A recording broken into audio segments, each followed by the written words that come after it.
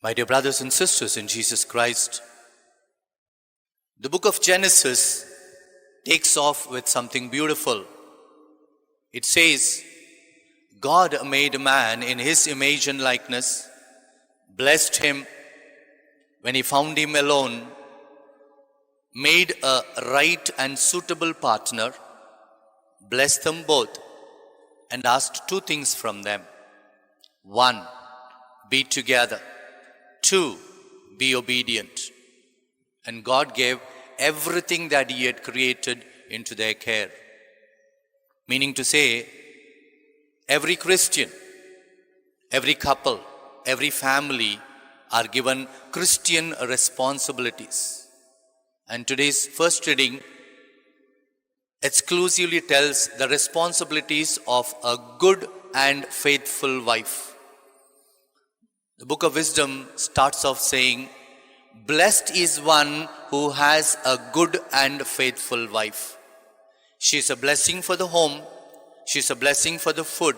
She is a blessing for the family. And the Bible adds, blessed is a man who has a good and faithful wife. And it adds on to say, beauty is only external. And what is real beauty, the wisdom says, is internal beauty of being obedient to God and being a blessing for the family. I am basically a preacher from Hyderabad, and I give a lot of retreats for couples. And Ephesians is a chapter that is beautiful for couples, Ephesians 4. It speaks about individual responsibilities. And it starts off saying, wives, be obedient to your husbands. And most of the time, wives will come and complain, what, Father, only we should be obedient. What about my husband?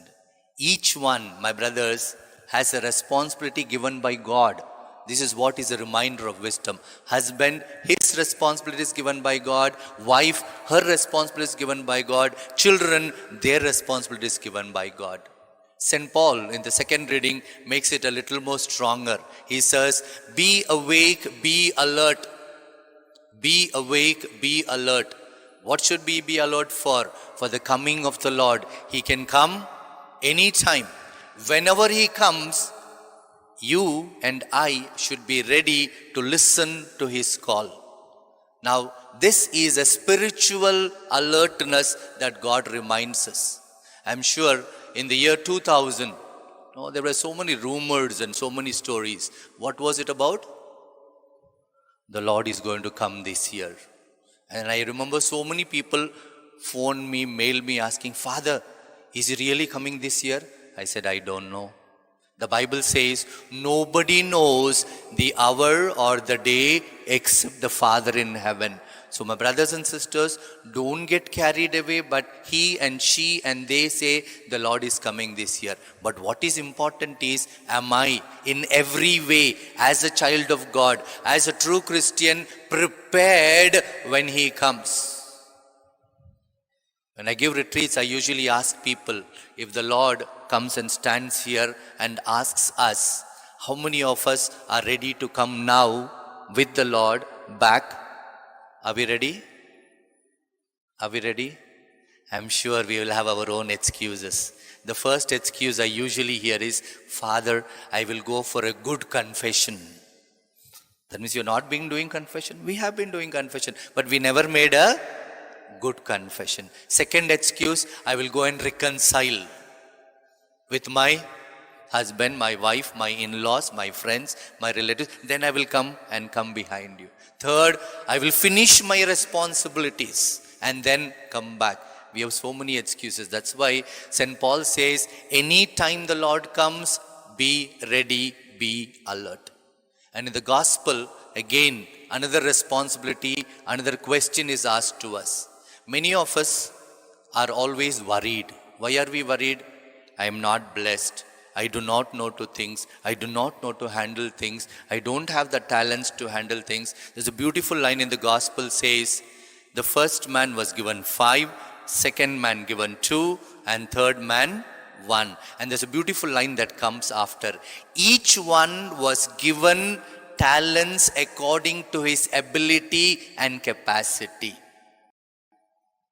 We waste a lot of time comparing ourselves with others, other families. Don't waste time. I'm a preacher and I'm also a psychotherapist. I'm a doctor in psychiatry.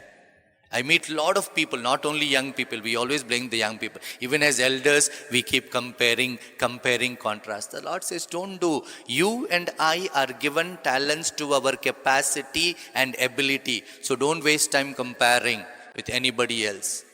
And when I give retreats for families, I ask them, what is the fight at home about? There's only one reason to fight. What is that reason? I will tell you. I'm from Hyderabad, so I use a lot of Hindi.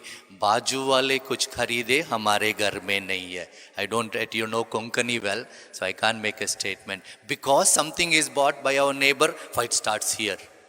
No? And I always am reminded of the last commandment of the 10 commandments, Exodus chapter 20. Do not covet what belongs to your neighbor. No, there's a big list. Do not covet your neighbor's husband, your wife, ox, donkey, male servant, female servant. Today in the modern generation, their cell phone, their house, their car, their mobile, everything will come. Big list is going to come. We are always worried about our neighbor. No? In Hindi, there's a good saying which says, Jab Bhagwan deta hai, chappad phad ke deta hai. That's exactly from the Bible. When God gives full and overflowing. He doesn't give 25, 35, 45. He gives full and overflowing. What to do? Pray and wait. Pray and wait. And today's challenge is, if God stands or you and I stand before God and have to answer for our life, the man with the 5 talents told, Master, you gave me 5. I worked. I was responsible. Here I give you double. 5 more back. The second man, he said, Master, you gave me 2 talents to my ability. I worked. I was responsible. I gave you 2 back. The last man, lazy that he was, complaining that he was, 2 bad qualities that should not be in the life of a Christian. Don't be lazy. Don't be a complaining tongue. This third man was that. He was lazy. He didn't want to work with what he had. 2, he was always complaining. Look at whom he complained against. Against the master himself. You are bad. You take away. You don't reap where you sowed. Complaining against the master itself. And what happened to him? The Bible says, what he had also was taken away and given to the other who had more. And he was thrown into the hellfire, where the Bible says there is unquenchable fire. Most of us think because we are Christians, Catholics by name, we will guarantee go to heaven. No guarantee. Heaven is made open through the sacrifice of Jesus on the cross. But you and I have to walk towards our salvation every day. Prepare ourselves to answer God every day. And I would stop with this. I give a lot of talks during marriage, funerals, and I always wonder, after the funeral ceremony, people come to share something about that person who is in the coffin. What all they share? All the good things that person has never heard of. And I always stand at the altar and ask myself, if this person gets up from the coffin, after hearing all these, what will be his first question? Are they talking about me? Because all my life I never heard a single good word, good compliment that came from any of these people who are talking.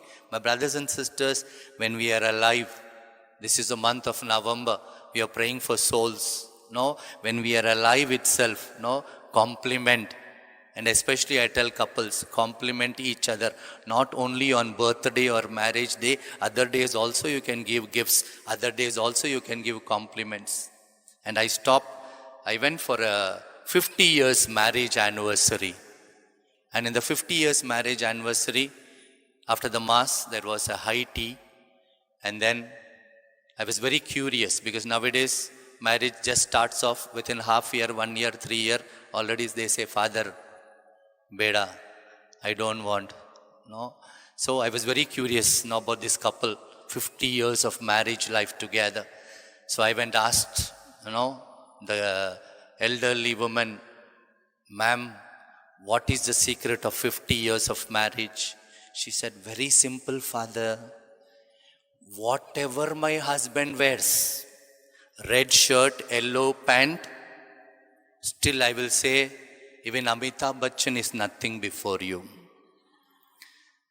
So I was curious about him. I had and asked him, sir, what about you? Secret of 50 years. He said, very simple, Father. Whatever my wife cooks, normal, baked, not baked, roasted, burnt, still I will say, wonderful dish. Now, my brothers and sisters, don't take me wrong. What I am trying to tell is, all of us have flaws. All of us have weakness. But this tongue, book of James chapter 3 says, this tongue is given to praise God, compliment others, and bless others. If we do not use this thing for that, just imagine, every time in communion we are receiving it on this tongue. The holy host in communion receiving us this tongue.